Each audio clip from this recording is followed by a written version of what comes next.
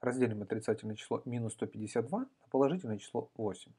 Для того, чтобы отрицательное число, которое скрывается под маской минус а, поделить на положительное число b, нужно сначала положительное число а разделить на положительное число b, а потом перед результатом частного поставить знак минус.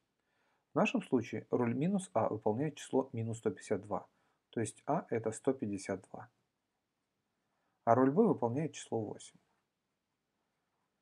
Для того, чтобы минус 152 поделить на 8, нужно сначала 152 поделить на 8, а потом перед результатом поставить знак минус.